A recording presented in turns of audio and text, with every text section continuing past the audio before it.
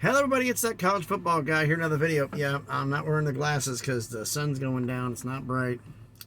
And it's time for the Big 12 preview video. I had enough fun with work today. I had fun delivering in Connecticut. Had to go down to Jersey and barely made it here to Williamsport, Maryland. And there's a reefer truck they're working on next door. And I saw the camera right here. I didn't see one guy's climbing and working on stuff over here. I'm like, I don't want that in the damn video. So, Big 12 schedule predictions. Some things are going to go away, certain things won't. There's going to be some wins that go expected for some people. There's going to be some upsets. And pretty much everybody's involved in everything, pretty much. We have a lot of subscriber schools in this conference, more than any other. So I'm going to do quick notes on each one of the subscriber schools, and the ones that are, I'm going to breeze through them so we can try to keep this under 20 minutes. Whenever this thing is 25 minutes, the phone wants to cut off. So shall we get into this? All right. Starting off, we're doing this alphabetically like we always do. We're talking about, get some space over here, Baylor. Subscriber school. Last season went 6-7. The offensive line should be a strength for this team, but the running game has got to improve. The running game has to get better. The defense, I think, will be better because they've been a year to play together and they're going to have more experience. But Blake Shapen, is he the man, or is Sawyer Robertson going to have to step up and take the place if something happens? Because Neil Brown's coaching for his job. We can all agree with that, right? So, shall we get into this? Starts off the season, home against Texas State, you're going to get the win. Home against Utah. I debated on you guys getting the win here, but I think somehow, some way, Utah's going to beat you. Just that defense that Utah has, they don't have Cam Rising, but that defense is ridiculous, and that travels. So you're going to get the loss there, unfortunately. Home against Long Island, that's a win. Then you come out of Long Island, and you're home against Texas. I'm sorry, Baylor. You beat Texas. Yeah, you heard me. Upset. Baylor will beat Texas in Waco. Week 4. I'm calling it. Texas is going to overlook Baylor. That's going to happen to a lot of teams here. Oh, they're nothing. I don't have to worry about it. We're a good team. We're worried about other things and make mistakes. Then they go on the road at USF. Baylor does. And unfortunately, you're going to lose there. Because going down there, the travel, it's going to mess with you. Traveling east does things to people.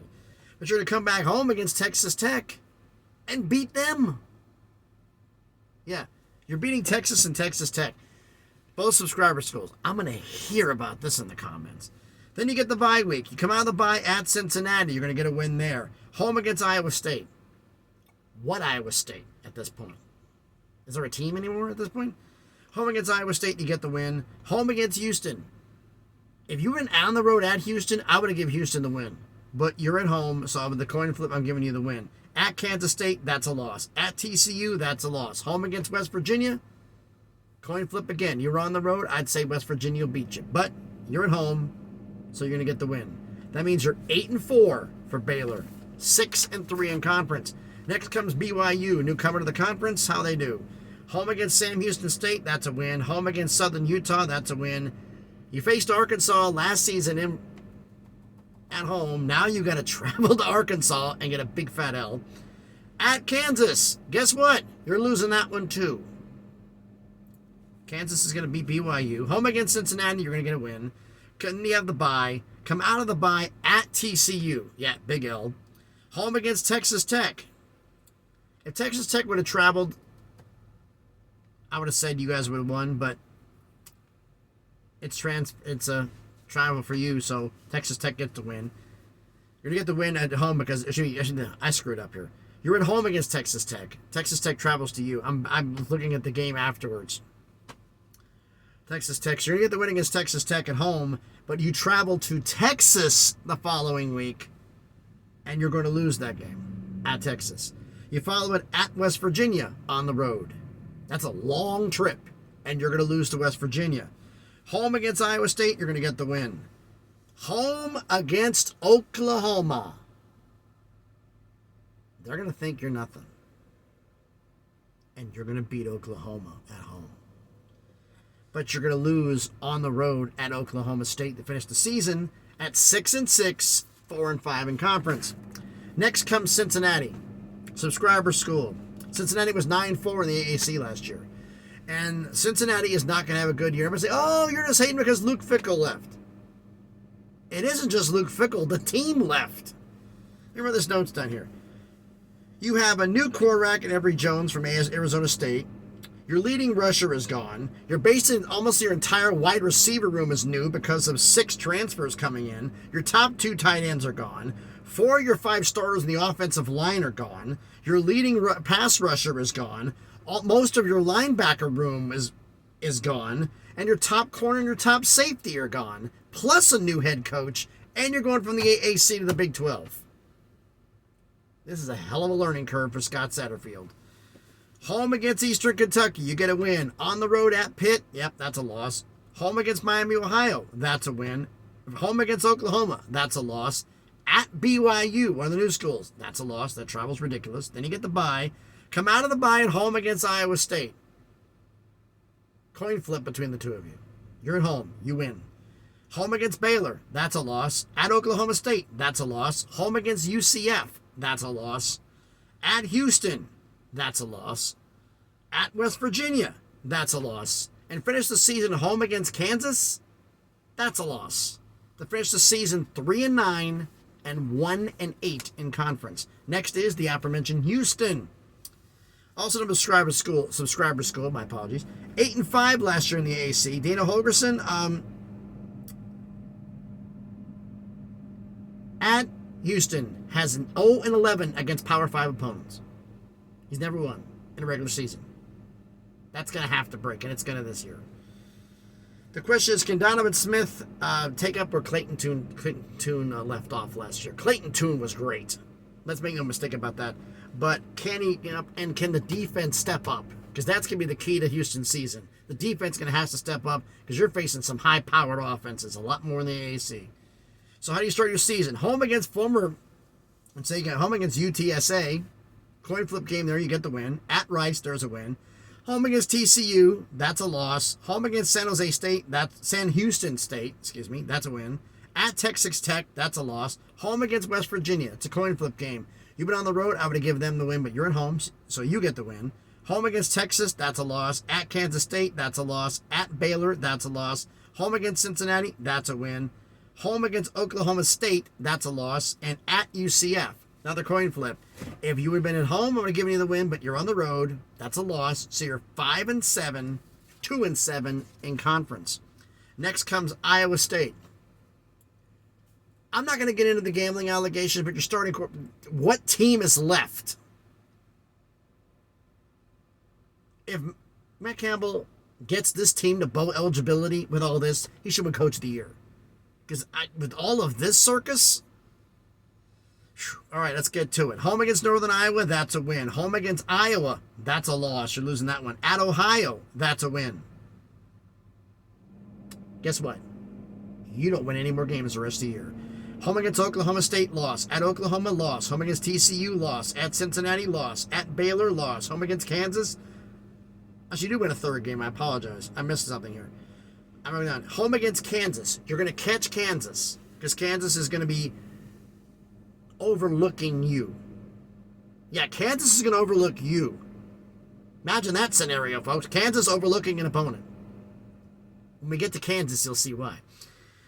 But you get the win over Kansas. Then you lose at BYU. Home against Texas, you lose. And at Kansas State, you lose to finish 3-9, 1-8 in conference. Next comes the aforementioned Kansas. Another subscriber school. 6-7 last year. Lance Leopold he took over Buffalo, turned it around. He's taken over Kansas, and he's turned it around. The man can rebuild programs. That's little dispute at this point. Can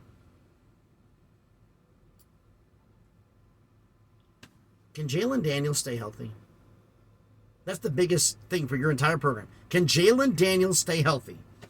The wide receiver room, I think, is going to be ready to go. The offensive line is intact. Most of the running backs are back. The linebacking core and the secondary are pretty much the same and ready to go.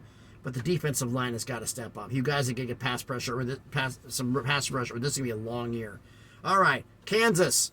Home against Missouri State, that's a win. At Illinois, that's a loss. At Nevada, that's a win. Home against BYU, coin flip. If you've been on the road, I would say you had the loss, but you're at home, you get the win. At Texas, you catch the loss. Home against UCF, you get the win. At Oklahoma State, you get the loss. Then you have the bye. 2 games later, as I told you after the bye, is at Iowa State, where you overlook Iowa State on the road and you lose. The reason you overlook is because you are overcoming and dealing with the fact that you beat Oklahoma at home. Kansas beats Oklahoma at home, give them an L on the way out of the conference. So you understand why, and the point is you have Oklahoma there, you have Iowa State, and you have Texas Tech, and sandwiched between the two is a weak Iowa State team. You're looking at Oklahoma, you look at Texas Tech, Iowa State's nothing. You get caught napping. Now you see why I gave them Iowa State the win over Kansas. Home against Texas, so you have a win over Oklahoma, hangover game, you take Iowa State for granted, you lose. Home against Texas Tech, you lose. Home against Kansas State, you lose. Last game of the year at Cincinnati, you pick up the win to finish 6-6, bowl eligible again, 4-5 in conference. Next up, Kansas State finished 10-4 last year. Can Will Howard be the man for Kansas State? He has to perform for this team to be good. The offensive line at Kansas State is an absolute beast. They're back. The defense had losses here and there, but it's a good enough depth where it fills up pretty much where it was last year, but they have to be as good as last year, if not better, or this team's going to have a long year. So what does Kansas State do? Home against Southeastern Missouri State, that's a win. Home against Troy, that's a win. On the road at Missouri, unfortunately you're going to lose that game. Home against UCF, you get a win. Then you get the bye real early in the year. At Oklahoma State out of the bye, you're going to lose that game. At Texas Tech, you lose. Home against TCU. Team you played in the championship game last year, right? They beat you in the regular season, you beat them in the title game. Well, you're at home and you're going to beat them again. If you were on the road, I would have said TCU, but you're at home, so I'm going to give you the win. Home against Houston, you get the win. At Texas, no, that's a loss. Home against Baylor, that's a win. At Kansas is a win. And home against Iowa State to finish the year is a win. To finish 8-4, 6-3 in conference. Next is Oklahoma. Another subscriber school. Finished 6-7 last year. Well, year should be better for Brent Venables. Dylan Gabriel was pretty solid last year. Can he step up and continue? Your number one wideout, number one running back are both gone. Your offensive line was great in the run game, but they were miserable in pass protection. You have got to get better. Your front seven and back, but your secondary needs to improve and may need to improve is there was no pass rush from the off defensive line. That has to improve. All right. So what happens to Oklahoma this year? Home against Arkansas State, that's a win. Home against SMU, that's a win. At Tulsa, that's a win. At Cincinnati, that's a win. Home against Iowa State, that's a win. Red River Rivalry, home against Texas, game against Dallas, in Dallas, I should say. You're going to lose that game. Again, I don't think it's going to be a shutout this time, but you're still going to lose. Then you have the bye. Come out of the bye, home against UCF, that's a win. At Kansas, that's a win. You go on the road at Oklahoma State, and you're going to cough up a loss to Oklahoma State. Because if you've been at home, I would have given it to you. But Oklahoma State wants this win. If there was any game on their schedule, they want to give you an L on the way out. This is the one they circled, and they're going to beat you. Home against West Virginia, you get a win. At BYU, traveling cross country, if you heard it already, yeah, you're catching an L against BYU. And then you finish the season with a win at home against TCU to finish the season 9-3, 6-3 in conference. An improvement over last season. Next, Oklahoma State, another subscriber school. Finished 12-2 last year. Had an incredible season. Alan Bowman or Garrett Rangel, who's the starter? I'm trying to find out who the starter of Oklahoma State is. Spencer Sanders gone. Who's the starter? Let me know. And it's still the battle as far as I know. The wide receiver room is loaded, and the running game is going to have to step up a little bit. They need to get more balanced of an offense. Was it Brian Nardo from Penn came up as the defensive coordinator? He's bringing up. He came in. as the new defensive coordinator.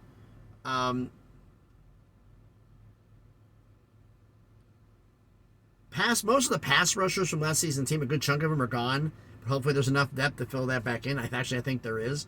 And the secondary should be improved because it's pretty much the same unit as last year. So how does Oklahoma State do? We'll start the season at home against Central Arkansas. That's a win. Home against Arizona State. Doesn't matter. That's a win. Home against South Alabama. That's a win. At Iowa State. That's a win. Then the bye early in the year. Home against Kansas State. That's a win. Home against Kansas. That's a win. And here's where you slip up. You are in tendency at times to overlook opponents, and time Oklahoma State in the past played down to opponents, but then pulled it out at the end. Some games blew them out, and some games like, what are you doing?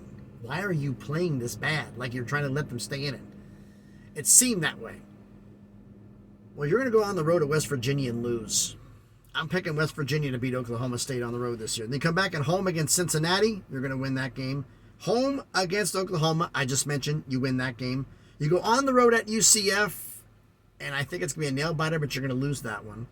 Come back and home against Houston and get the win, and home against BYU get the win to finish 10-2, 7-2 in conference. Next up, TCU. Well, they have their season here. I'm not going to get into that one. They got a lot of issues they got to take care of. So how did they do? Home against Colorado, first game of the year. Yeah, Coach Prime catches his first L. TCU gets the win. Home against Nicholls State, that's a win. At Houston, that's a win. Home against SMU, that's a win. Home against West Virginia, that's a win. At Iowa State, that's a win. Home against BYU, that's a win. On the road at Kansas State, just like the conference championship game, you catch that L. Then a bye. Come out of the bye at Texas Tech, you lose that one too. Home against Texas, lose that one too. Home against Baylor, barely win that one. And finish the season on the road at Oklahoma. That's a win. Look at their schedule. Everything was easy. Kind of reminds me of Ole Miss from last year. All their games are easy. Then you have the last 5 games at Kansas State, at Texas Tech, home against Texas, home against Baylor, at Oklahoma. Not a fun run. They're not spaced out. It's all the good ones at the end. That's why you finished 8-4, 5-4 in conference. Next up, the hype train surrounding this team to win the Big 12. It's their year, like it's been every year for the last 35. Talk about the Texas Longhorns, another subscriber school. Finished 8-5 last year for a down year, 8-5. The offense, I'm going to be honest, the offense is going to be spectacular except for the running game because how can you replace Bijan Robinson? Bijan Robinson was special. It's going to take some time to find somebody else like that. So the running game is going to take a slight step back.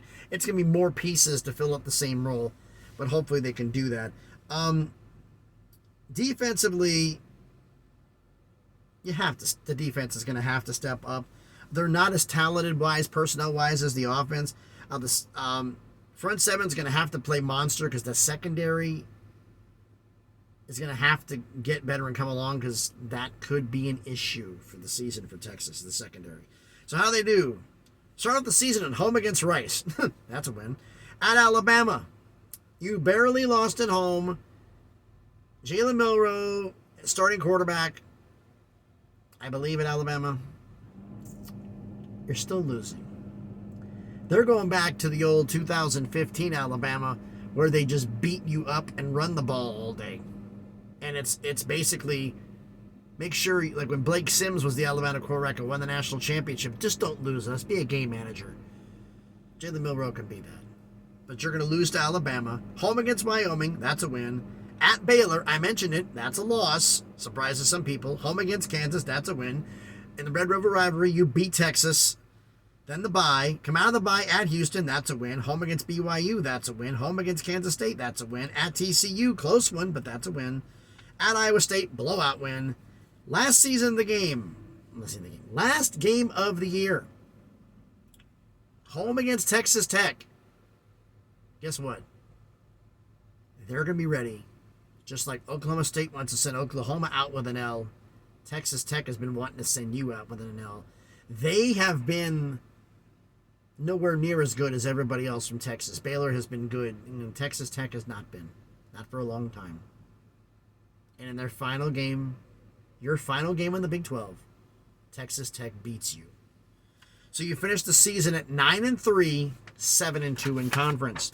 Next up, Texas Tech. Just mentioned them. Another subscriber school. Finished 8-5 last year. The team really came into shape under Joey McGuire last season. I think it's going to be improving and keep getting better year by year by year by year. What is this? Baron Morton, Taylor Show. Who's a starter? Taylor Show can't stay healthy. Somebody, please, get healthy here so you win the starting job. Running game will be solid, but the offensive line, I'll be brutally honest, they sucked in pass protection. That's going to be a problem. Front six is a work in progress. Some players went to the NFL. Hopefully the guys are going to be plug and play.